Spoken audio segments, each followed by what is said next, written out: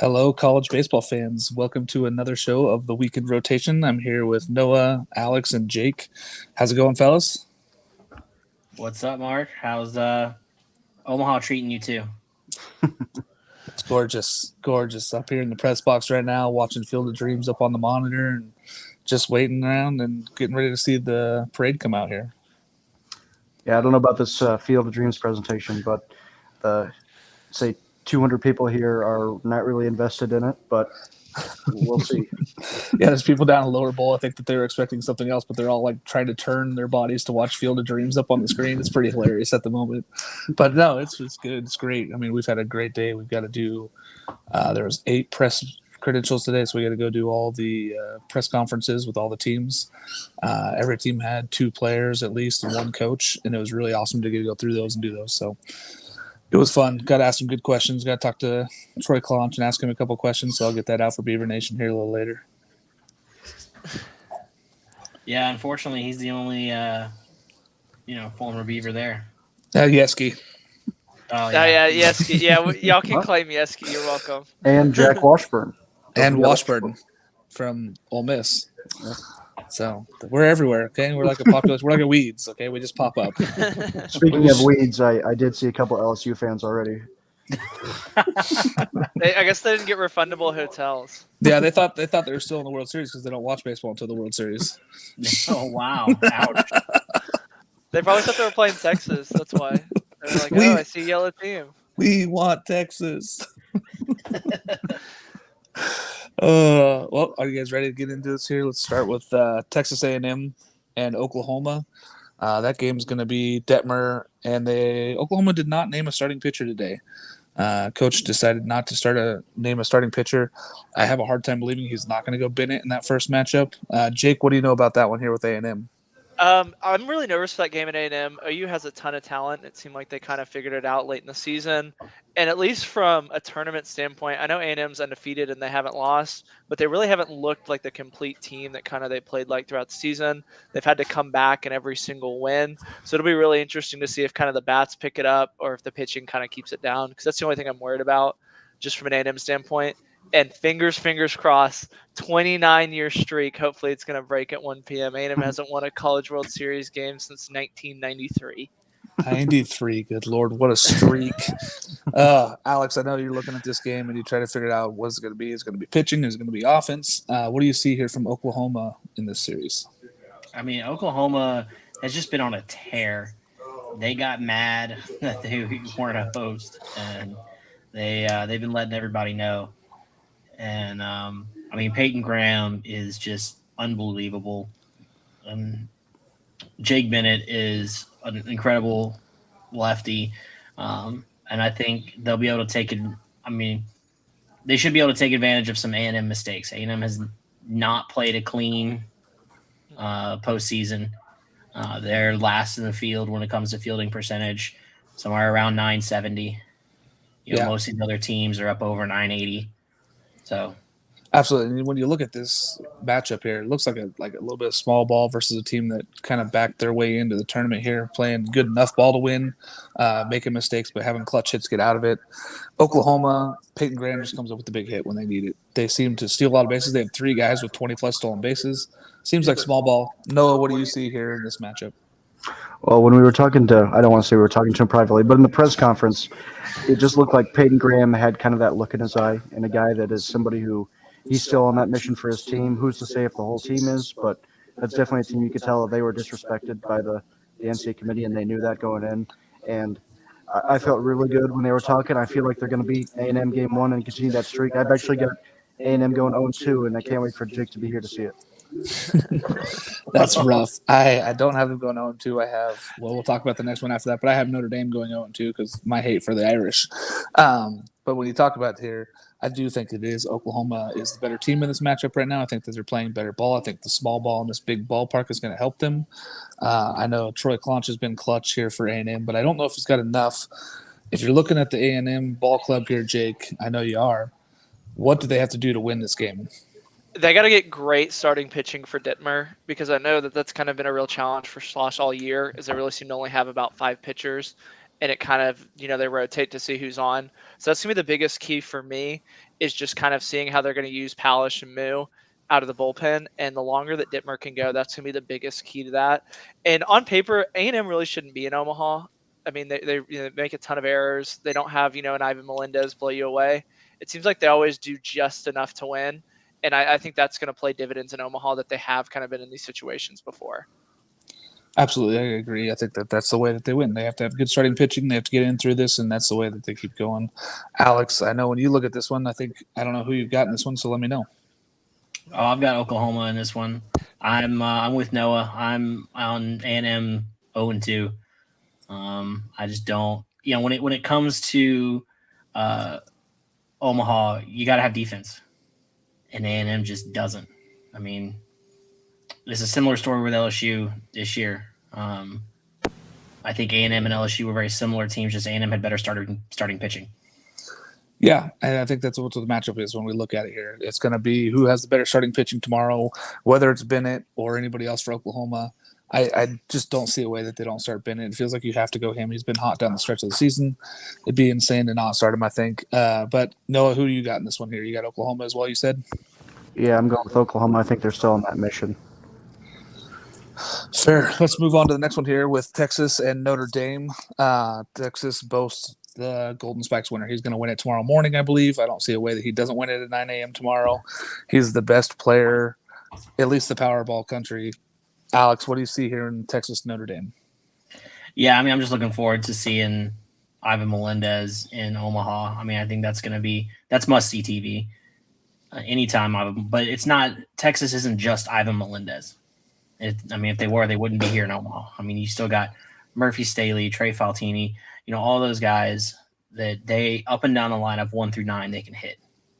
Yeah, they broke their home run record this year by 40. They beat their old home run record by 40. So you can if you take Melendez out too, they still break the record. I read that break today. The record. Yeah, that's just without the crazy. best hitter. Yeah. Yeah, you're talking about that, and then Ivan Melendez, Murphy Staley, those two guys are really going to carry them. My question is, Jake, if you're looking at this, does Notre Dame have the better starting pitching though? I do. I mean, I think that's really kind of the only thing that Notre Dame does better than Texas and the other teams is the starting pitching. But Texas just has a gauntlet of a lineup. It seems like every single one of their hitters takes professional at bats. I think their kind of dark horse MVP is Skylar Messenger. He kind of seems to be the glue that holds them together. I mean, when you're six holes, one of the top 10 batting average hitters in the country, that's a very, very dangerous lineup. But, I mean, Texas is back in bullpen against elite talent has struggled. That's going to be the tale of Omaha for Texas is kind of how that back end does. I'm really interested to see Pete Hansen. I want to see what he comes out here and does. They did name him the starter here. I assumed that was going to happen, but, you never know. Showing up, you hope that he's going to be the starter and he can go for him. When you're talking about this, Noah, what do you see here when you're looking at Notre Dame? Yeah, I see a team that maybe they've blew their load already. When you go out and you play a team like Tennessee and you beat them, it kind of takes a lot out of you. When you go in there and you're kind of just riding adrenaline the whole time in those kind of games, like, are we really going to do this? Are we really going to do this? And of course, Omaha is built on adrenaline, and you saw NC State succeed here last year, riding that same kind of adrenaline wave. But I think Texas is just kind of it's setting up a little too nicely for them. We have to give Jake a lot of credit here, who kind of said it's kind of rigged for Texas all along. And here they are, and we're talking about them maybe having a path to a championship. Alex, when I look at this, I know that I've been hating on Notre Dame all year. I don't like them in this matchup. I think it's a bad matchup for them. But can Bertrand be enough pitching to stop this Texas lineup, or is it enough to even pause that lineup and get them into some bullpen maybe? I mean, it certainly is. I mean, we saw it happen to Tennessee. If it can happen to Tennessee, it can happen to Texas. And so this one for me personally is a coin flip.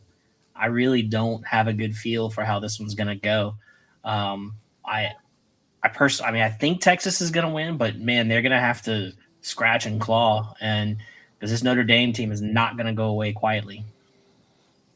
Agreed. I do think it's going to be a tighter game than people are giving it credit, but I think that this Texas lineup is too much. Jake, I think you're going with Texas, but why don't you tell me why you got Texas? Yeah, I think Texas is going to throw every single thing that they have to try and win this game. I think, I know that we always talk about being 2-0 is more important, but I think, getting a good start out of their starting pitching is going to be just key to this because they do have that bullpen problem.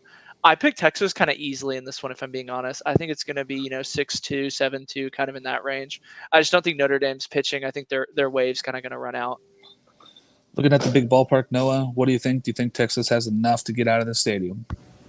I think they do. You've seen Ivan hit 30, 32 home runs now for a reason. He's got the pop in his bat. They're an experienced lineup. Specifically, they're an experienced lineup in this building.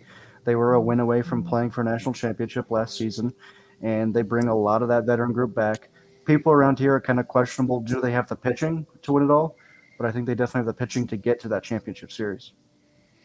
Yeah, 2 out of 3 is a little different than playing a double elimination bracket. I think it is going to test them to get down to that. So when we look at this here, I am taking Texas in this game. Obviously, everybody knows how much I hate Notre Dame. I don't think that they should even be here, but they got here, so they did it. But I do think that they are the team that goes 0-2. I think that they are the first team out of the tournament here. We're looking at this. Let's go look at the other side here, and we're going to get into the Arkansas and Stanford matchup, which I believe is the best matchup in the whole tournament. I think it's the most fun game, and that's going to be the Saturday morning game. When we're looking at this, Noah, why don't you tell me a little bit about Arkansas? Well, Arkansas is kind of like a team of destiny. A lot of people around here seem to think they're kind of like Mississippi State last year, where they're just due and they're finally going to break through. You've seen this team play at their best during the postseason this season, which is really exactly what you want from a team. But at the same time, we've seen them play pretty poorly. Which one are we going to get? A few years ago, we saw Arkansas go 0-2 here, the year after they played the national championship. So it really just has to decide what kind of mission are they on, and if Arkansas is dialed in, they can beat anybody in the country. I think we all know that. Yeah, looking at this, Alex, when you have Arkansas and Stanford, that seems like a lot of pop in both those ball clubs there, a lot of home runs. Does this ballpark slow those teams down, or do they both just keep up with the hot offense? I mean, that ballpark slows most teams down. I mean, not a ton, but it'll slow them down a little bit. And I think Stanford has the edge on the mound. I mean, Connor Nolan, I'm assuming he's starting for them.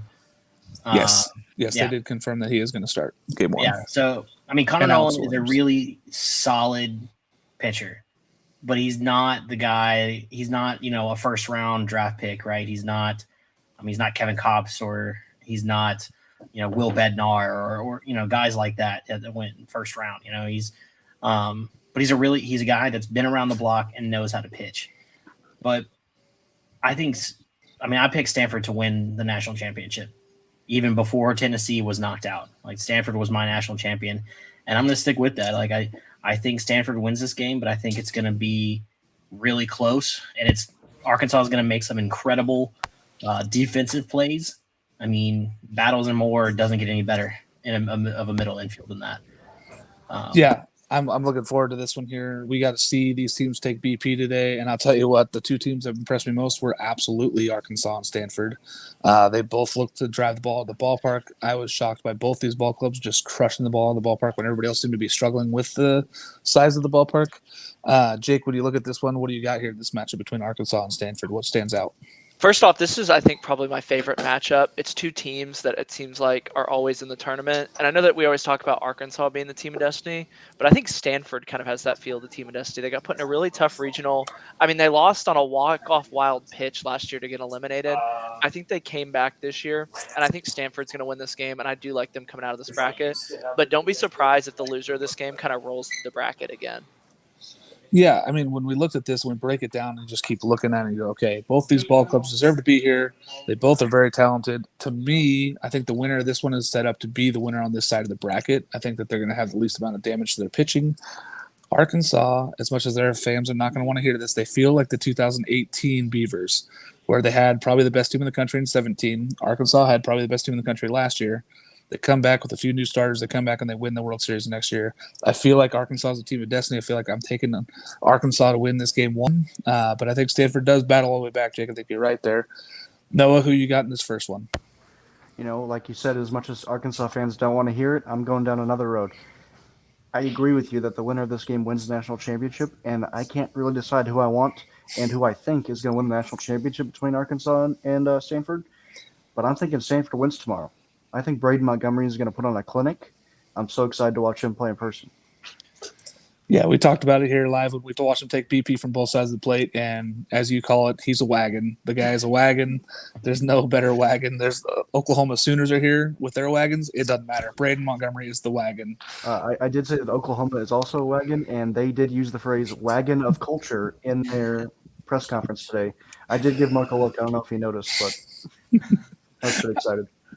I did. As soon as the word wagon comes up or anybody says the weekend rotation, my ears perk up. I'm like, oh, like a prairie dog sitting out there. So, no, I really do think that this one is an exciting baseball game. I think it's the best baseball game we've had in the first round of a College World Series in a very long time. Alex, who do you got in this Arkansas Stanford matchup? So yeah, I think I got Stanford. I mean, it's going to be a great game. It's going to be a dogfight, but I just think Braden Montgomery and company they're just too much. Yeah, too much offense. I can see that. I don't know. I think that both these teams have good pitching. I think they have good bullpens. I think they both have battled to get to where they are here. Arkansas struggled down the end of the season at the SEC, and then they came back out and started winning regionals. And a lot of people had them in their Omaha 8 all year, Mark. And anyway, we'll look at this. And Jake, who do you think you got in this one? Just since everybody seems to be picking Stanford, I'm going to pick Arkansas just to kind of avoid, the clean sweep because it is a really close game and it does kind of feel like a coin toss here. I know it kind of feels weird just talking all great about Stanford, but I'm going to go Arkansas here. Yeah, I think when I take a look at this, and that comes down to these teams are both the best ball clubs, I think they're on the side of the bracket by a long ways. I look at it and it goes down to coaching for me, and I think Van Horn beats David out. That's what I just think in my personal opinion here. So I'm going to go with Arkansas in that first round. I don't know about the whole side of the bracket, but I'm going to go Arkansas to win that first game here. Moving on to the Auburn and Ole Miss game. Noah, why don't you tell me a little bit here about your Ole Miss Rebs? Well, I just said to Mark a few minutes ago when we were preparing for the show, I can't believe Ole Miss is here. As much as I rode the wagon and they've been my rebels, they have no business being here. But I'm so excited. And I was watching them play. They were playing softball on the softball field at Creighton yesterday, and this is a team that's loose. I don't know whether that's a good thing or a bad thing when you're coming into Omaha as a 3 seed. But I'm very excited to watch them play. Everybody knows I love Jacob Gonzalez. I've been down on Auburn for quite some time. Can they beat another team that I'm down on? We'll see. Yeah, they were running all over the field and being crazy today. It was pretty outstanding. Wait for that rain delay. We were sitting here watching the rain delay, and the storm comes through, and it didn't seem to bother Ole Miss. Bianco's just sitting down there in the dugout, and he's standing out there getting rained on. The guys are back in the batting cages just hacking away, and they come out here and doing defense in the ballpark. It doesn't seem to phase them right now. Alex, who do you got in this Auburn-Ole Miss game? I got Ole Miss, man. I think Dylan DeLucia is a star on the mound and really kind of, I don't know if I call it an unsung hero, but he really coming in and starting on Fridays really saved their season. And I mean, they've got them in Texas have the best lineup here. And, I just think that I think they're just going to be too much. They're going to roll over some teams. I don't think they're necessarily going to roll over Auburn. Auburn's not going to lay down and die. Sonny DeShera, Blake Rambush, all those guys. They're not going to go away quietly. But I think Ole Miss they feel like the team of destiny. There's a lot of offensive firepower. Sorry, we're looking there, interviewing people in the stands that are sitting out there watching Field of Dreams. So they're literally doing a side-by-side of people that watch Field of Dreams, and then they have them interviewed on the cameras. It's pretty outstanding. So anyway, getting to this one. Yeah, Ole Miss and Auburn. I feel like it's a lot of offensive firepower, and you don't talk about pitching, but you did. DeLuca is getting the start, and Auburn has confirmed they are starting Joseph Gonzalez. Jake, what do you see in this matchup here? I really like Auburn in this game, and as much as I want to crap on SEC West teams, they really took care of business in kind of their fraud of a bracket in the first round, and then they went out and beat a very, very good Oregon State team when it seemed like everything was kind of against them, staying an hour and a half away. I think on paper, if we just look at the two teams, you're going to sit here and just marvel at how great Ole Miss's lineup is. But Auburn's kind of played the tougher road, it seems like. And I think that's going to play dividends here, and especially Sonny DeShera. That's going to be the key to me, is just getting to see him play. I'm so excited to see him. I tell you what, watching him live in Corvallis was outstanding. Now, he did have only his second game of the season where he didn't get a hit, but then he comes back and he hits bombs. And the guy is a really talented hitter. He goes up there and he has a very good eye on the zone. I don't know if DeLucia is going to be able to get him out. I mean, it's just a bad matchup for DeLucia, I think. When we look at this, Noah, I know that you have Ole Miss probably in this game because you love Ole Miss. What's the biggest standout for you? Well, it's going to be how well DeLucia can pitch against that lineup. I just think you need to throw 4 balls to Sonny D and just let him get on base and he can't. What is he going to do? Steal? No. So just go ahead and take care of business out there and play your game. You've been the hottest team in the country lately. I think they're outscoring teams 52-13 in the NCAA tournament. Just keep it up. It's going to be hard to hit the long ball in this park, but they've been doing it the right way. I can't put into words how excited I am to watch Jacob Gonzalez, Caden Wallace, Peyton Graham, and Braden Montgomery in this park tomorrow and Saturday. Yeah, we got some great games coming up. But tell me, Alex, who you got in this one, in this Ole Miss and Auburn set? I got Ole Miss. Taking Ole Miss. No. Jake? Auburn. Auburn this all the is way. really easy. They're hot. They're too hot. I was really torn on this one, and I was looking at it, and I keep going back and forth on this. I'm taking Auburn as well. I think that Joseph Gonzalez is going to come out. I think he's going to pitch well. He pitched well against Oregon State, got the loss in that game, but he didn't pitch badly. They didn't score any runs because they were facing Cooper Jerpy, who's winning the National Pitcher of the Year right now. So when you look at it, I think these teams are very evenly matched. But I do think that Auburn has a little bit of a hotter streak, playing a little bit better competition. I think that Oregon State's better than USM, and I think that's really what it comes down to is Auburn had a tougher game going into this one here. Okay, let's look at sides of the bracket and pick wins overall, guys. We're going to have some predictions here from both sides.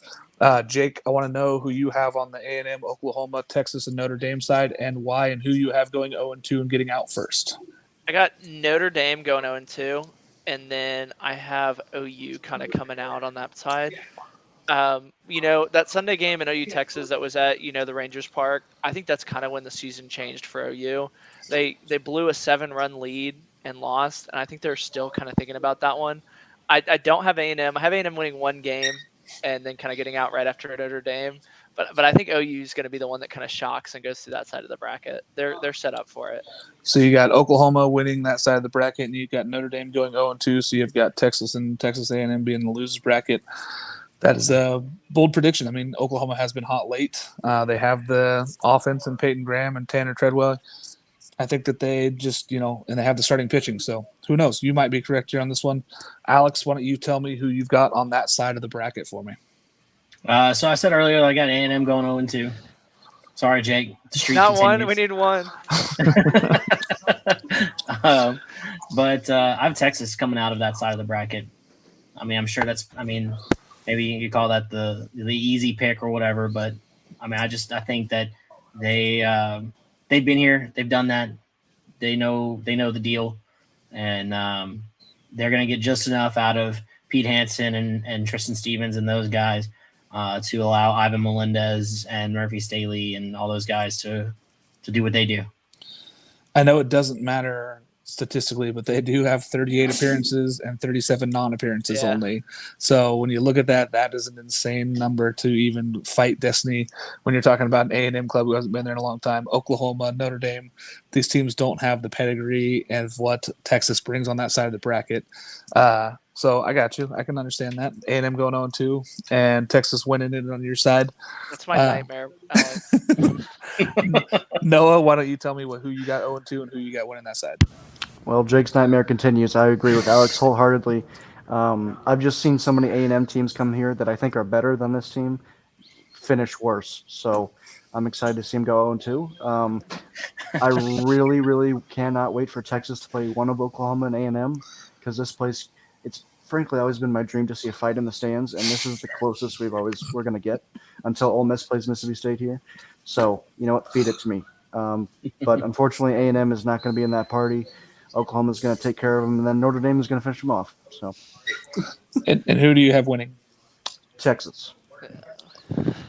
The eyes of Texas are upon you. Yeah, no, my girlfriend can teach you the song. She was looking for somebody to do it with her. So. Yeah, those are all the words I will ever say. So when I look at this bracket, I have Notre Dame going 0-2. I think that they are the worst team in this side of the bracket.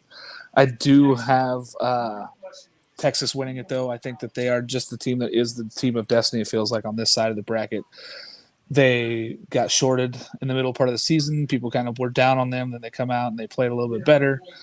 Oklahoma felt like they played really good down the stretch as well. But I think that Texas, with that much pop, if Pete Hansen can get out of game one, I think that they're fine. I think that that's their biggest problem right now is getting out of game one and getting into the next set of games. So, yeah, I have Texas winning on this side of the bracket, and I have Notre Dame going 0-2. Let's jump over to the other side of the bracket here and talk about these. Jake, you got Arkansas, Stanford, Auburn, and Ole Miss. Who's your 0-2, and who's your winner on this side? I got Stanford as the winner coming out, and I got Ole Miss going 0-2. I think that there's just a big talent gap between the three teams, and then Ole Miss. I think Ole Miss's kind of Cinderella run's going to die here. I mean, no, you said it yourself. You are surprised that they're in Omaha, and I think the moment is going to be a little bit too big for them. They kind of, I mean, they're almost a little too comfortable for me. I know that you want to be loose and everything, but it feels like they're just happy to be here. Boy, them's fighting words in this press box right now. Let me tell you, we're sitting here about 4 chairs apart, and I feel the heat coming from that side. Noah, why don't you tell me a little bit about here what you got here for the 0-2 and the winner? Well, as much as I would like to pick my Ole Miss Rebels to play for the national championship, I think they're going to fall just short. I think we can all see that Tim Elko, Thierry press conference coming, but it's not going to be 0-2. That's a casual take, and I wouldn't expect anything less from Jake. So Auburn will be the team going 0-2, unfortunately for them, not unfortunately for anybody else. But I'm picking Arkansas to play Texas in the national championship. This place is going to be full of juice because Texas is going to beat Oklahoma. They might get to play A&M, maybe. I don't think so, though. And then they will play Arkansas for a national championship. So this place is going to be so, ready to, brawl, and I can't wait. I love it. I love where your head's at. I love where you're going with this here. Alex, I want to hear your 0-2 team, and I want to hear your winning teams. So I got Auburn going 0-2 as well. I think I just don't think that they've got the I just don't think it match up well with any of the teams on this side of the bracket, honestly. And I think I got Stanford winning this side of the bracket. I think this bracket will actually come down to Stanford and Ole Miss, not Stanford and Arkansas. And I mean, I'm impressed by this Ole Miss team. So I would not be shocked if they came out of this side of the bracket. I don't think they will, but I wouldn't be shocked. Wow. Plays for national championship. I expect to win. Yeah, this is nuts here. Noah's muted. He didn't know he was muted, but that's okay. He went the other direction. Oh. Uh, I went to unmute. I went to mute myself, and okay. Anyway, if Ole Miss plays for national championship, I expect them to give me a ring if they win. The other reason they're there, yeah. I mean, wagon's gonna wagon apparently, so they're here. Did Elko thank you for getting them to Yeah, Omaha? Tim actually reached out, sent a fruit basket over to Mark and I in the press. The edible area. arrangements. Yep. Well, that was nice of him. It was weird. He gave him batting gloves and gave him a water bottle. And he's like, "You deserve this." It was really awkward. It was uncomfortable. You're like a booster's kid, Noah. I didn't know I was standing there anymore. I was like, do I look him in the eyes? Do I walk away? What happens here? Mike Bianco said that when he signs his contract extension, when he gets back to Oxford, I'm getting a cut. I will say, looking at this here, when I look at this, Ole Miss had a great press conference today. Elko and Bianco were terrific. Arkansas had a great – I thought all the press conferences on this side of the bracket were awesome. When I look at this, though, I really believe that this is Arkansas's time. I know Arkansas fans hate me. I'm trying to rebuild this trust. Join me, Arkansas fans. I think that you're coming back. I have you winning this side of the bracket. And I have Ole Miss going 0-2 just for Ole Miss' sake because it's lots of fun here this week while I'm here. They could lose 2 games before I leave and say goodbye to Noah for this year. So I'm going Ole Miss going 0-2 and being eliminated first on this side of the bracket. Okay, so I'm going to go walk each of you through your national championships. I want you to tell me how many games and who wins it. So, Alex, you have Texas versus Stanford How many games? Who wins it, and why? So Stanford's going to win in 3 games. I think Texas will win game 1 because I think they will be in a better situation pitching-wise for game 1 because I think they're going to roll through that side of the bracket fairly easily. And Stanford's got a much bigger dogfight on their hands on their side of the bracket, and then but Stanford's they're just too much for Texas. So Alex has Stanford overall. All right, Jake, let's get into yours. You have Oklahoma and Stanford. Who do you have winning it, and how many games? I got Oklahoma in 3. Oklahoma really is the hottest team. And, we talk all the time about how the best team in baseball rarely wins it. It's always the hottest team. And OU to me kind of feels like the hottest team right now. Okay, I can understand where you're coming from. Noah, you have Texas versus Arkansas. How many and what's the count? Yeah, I've got Arkansas, and I've got them doing it in 3. I was telling Mark earlier that I think it would be really, really poetic if one of 2 things happened. Arkansas dropped a foul ball, and then a couple minutes later won the game. Or if Arkansas lost game 2 by dropping a foul ball, and then winning the next game. They do have to win. I'm not going to go on record and say it'd be funny if they lost again. Wink. But I will say that I think that Arkansas is kind of a team of destiny, but if Ole Miss is playing for that national championship, I'm an Ole Miss lifer again. I'll get an Ole Miss tattoo on my forehead. The Gucci Arkansas tattoo. Let me tell you, he told me this while we were eating pizza and drinking beer, and it almost came out of my nose. I was laughing so hard when he's like, "Wouldn't it be great if Arkansas dropped another foul ball and lost a game?" And I was like, I can't do this. I cannot be in Rocco's with this going on right now. Trying to rebuild my relationship with Arkansas fans, and you're doing this to me. And then the lady next to me was like, "Oh, why does Arkansas hate you?" "Oh, because I'm an Oregon State fan." She's like, "Oh, I get it then." I was like, "That's mean." I get it. Like, it's plausible. Like, it's just like, "Oh, I get it. Hate Mark." So when I look at this, I had Texas versus Arkansas. I do believe it's Arkansas's year. I do believe they do it in 2. I think that when you look at college baseball, you get a lot of these really great college baseball coaches that have been here a lot of times. I feel like it's Dave Van Horn's time. They had a little bit of struggle. They had the same struggles that you have after a great season. Feels like they rebuilt. Feels like they're here. Feels like they're ready to go. I think Arkansas wins this in 2. I just feel like they're the hottest team coming off the most adversity late. Oklahoma might be the hottest team, but they were also rolling through their brackets, so it didn't feel like they had that much adversity. So I'm going to take Arkansas here. I'm going to take Arkansas in 2 and feel pretty good about it. And no foul balls dropped. I'm not rooting that on anybody. Trying to get my mojo You just back here. jinxed them. They're going to drop 2 now. Oh, I hope not. Well, I won't be here for that set. So as long as they can get through, as long as they're 2-0 by the time I leave and get on my flight, my conscience is clear. I'm clean. Oregon State fan rooting for Arkansas in 2 games is enough. So I've got a little bit of a fun one to add. Who do you think the CWS most outstanding player will be this year? Mark? I think it's going to be Braden Montgomery for Stanford. I love that pick. I love that pick with everything I have. Me personally, I am going to take Caden Wallace. It feels like his tournament to win. It feels like if Arkansas is going to make the run, then it's going to be on Caden Wallace's back, and I feel like he's going to come up with the big shots here. I know that they got big hit Bob Moore, but I think that it's all Caden Wallace. It's all on his shoulders here. He's going to be the one that carries them through this. So I'm taking Caden Wallace, player of the year. I'm going to say Bowser out of Stanford. That's going to be mine. I'm rolling with one of the friends of the program, either Jalen Battles or Michael Turner. Turner's been kind of the hot guy already, so I'm going to go Jalen Battles. The rental. Yeah. I did talk to him today and called him a rental, and he liked it. So He's turned into Didn't he the sign an Jack NIL Mark. deal with a rental company? yeah, he's got a bunch of NIL deals. He's got a firework one, too. That one's my Yeah. favorite. I must say, being here on site and getting to see all these guys and talk to some of them and just being around them, these guys are all excited. All 8 teams. I don't think there's a team here that thinks that they belong, but they also don't think they don't belong, if that makes sense. They all deserve to be here, but they all fought hard to get here. So even when you're looking at Stanford as the highest rated seed left, they had a hard time getting here. So all these teams are battle tested. They're all ready to go. I don't think it's going to come out as the best team's going to win. I think it's whoever's going to be playing the best at the right times here. But it's going to be exciting. I'm really excited for it. All right, I got a question. What's the worst nightmare of a matchup for the finals? Like worst rated matchup, like the one that you're not looking forward to. Notre Dame and anybody. If I'm really looking at this, I would say that Notre Dame and Stanford would probably be the most boring final.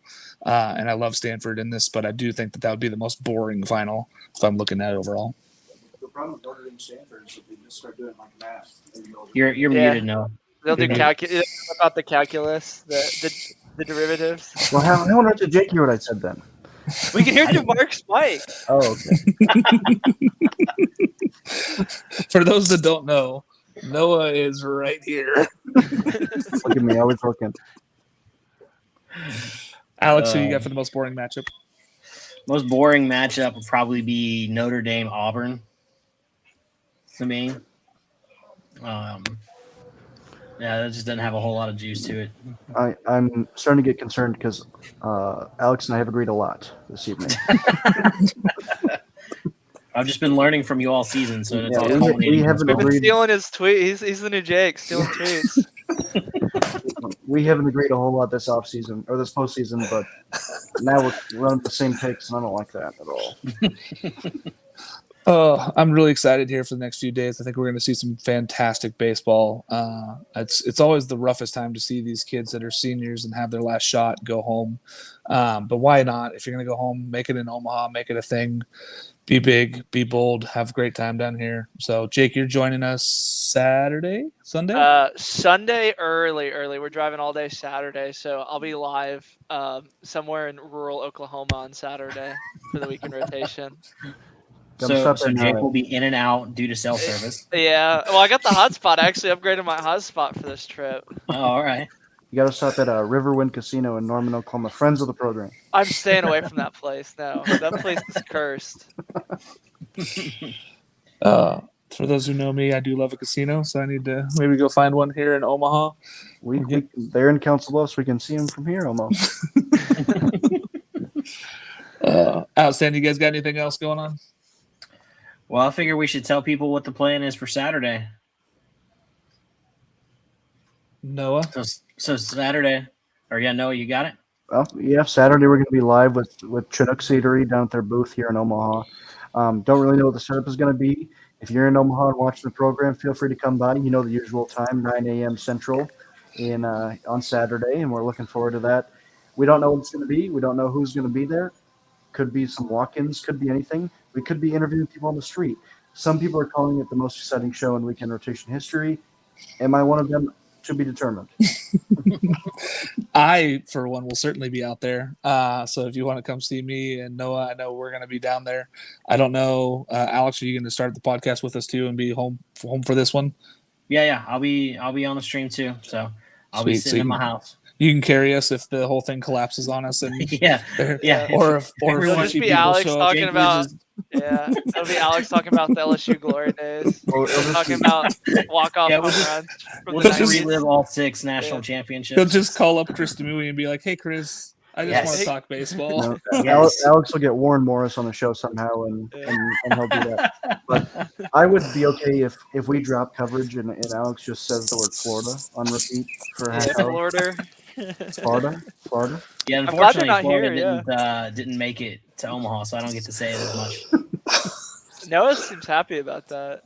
No, I love when he says it's like I told the guy running the whole press thing today, like his voice is like molasses, and so's Alex when he says the word Florida, like you're pouring syrup on some pancakes. Great stuff. Man. Yeah, that show down on Saturday morning, though. Come join us. We will tweet out live early before the show, let you guys know exactly where it is here around the stadium. But come find us anytime. Let us know you're here. We'll come down. We'll shake hands. We'll shake babies, something like that.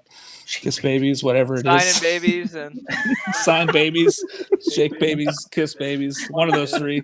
Signing babies and kiss some baseballs. Take the gamble and give me your baby, basically, and find out what happens. Now, Mark, I do have a quick question for you that doesn't pertain to anything we're talking about. Do you think we can go sit in the dugout for this? I believe we can go wherever we want. That's what these passes say. Wait, Mark, I do have a question. Where do you think Notre Dame fans will be Sunday morning? Is there like a Catholic church all picked out where they're going before? I know you're a big Notre Dame guy. Notre Dame fans are in South Bend, Indiana. That's where they will be Sunday morning. beautiful selection by the committee and whoever organizes the brackets to make sure that they don't play on Sunday, so it's not an unfair advantage for anybody else. Yeah, no unfair advantage. Notre Dame will not be playing Sunday. So yeah, I don't know anything around here. I mean, they can come to me. I'm a reverend, so I'll do the thing, whatever, touch them. No, I'm not ready to be honest. Yeah, shoot the Longhorns. I will Oh say my this: God. I can't wait if Notre Dame goes far for just all these obscure celebrities who like haven't been watching college baseball, like Bill Murray. I feel like Bill Murray is going to be a big Notre Dame fan. Oh my gosh. I'm gonna be pissed if Notre Dame wins one game. So let's be honest. So I would too, because that means A&M's going to go in too. That's our only shot. Oh man. Mark, you're gonna make our friend over at College Baseball Game Day mad again. yeah, I know. I feel bad. He's so nice too. He always writes me the nicest thing is that I just trash Notre Dame on the show every week. It's a little concerning that we can hear the excited guy that they have at all these events through the glass. The PA's gotten you loud. I think open- it's in here. Can you open Sounds the like glass? Mitzi, yeah. No, they don't want us Mitzi to there? open the glass. They don't want us to fall through. But Oh. I think on our side we're gonna be done here soon because they're Was that a putting it through the PA concern for speakers. Noah that he was going to fall through? Is that why? Or is that These for are everybody? very tall. I don't think we can open them. No. Yeah, these are extremely tall. They're too far up. Yeah, Mark, show them the windows. Oh, we are starting to call them hogs here. Yeah, look at those big old windows. It looks like the Big Ten tournament. Oh, this would be a record for the Big Ten tournament. There's more people than I would have expected there in the stands. Yeah, don't- down there on that side is huge. I don't think they realized there's not a concert tonight, so there could be some disappointed people, and we're literally gone in an hour. They were like, "Where's Jimmy Buffett?" Jimmy Buffett, Sam Hunt. That's my favorite part of College World Series is they get the country music songs out. Well, it's Oh, weird. man. They always pick like a captain from all the teams to come up and like dance with them. It's like there's a certain thing called a silent leader that would hate that. Like imagine like Tim Elko like up there like dancing. Like this doesn't work. Then he tore an ACL while he's at it too. So Wasting away in Margaritaville. Well, I think we have sufficiently deviated from all college baseball talk. Yeah, We have sufficiently lost enough viewers at this point that we could probably call it a show. Did we get any comments tonight? I don't think any of them would have been baseball related, but So, I mean, we got some comments. Kevin Taylor said we need a live weekend rotation outside the Chuck on Saturday. we got one. We got We you did it covered. just for you, Check that Kevin. box. Saw Kevin's comment. Made he actually some calls. stole that idea. Noah was just texting Chinook after he saw that. And our friend Sydney was asking if y'all were in the same room. So, Yep, we are in the same room. all right, guys. Well, y'all have a good night. Noah, you, Mark, stay safe. We will not. No promises. No See you Saturday. promises. All right. See y'all later.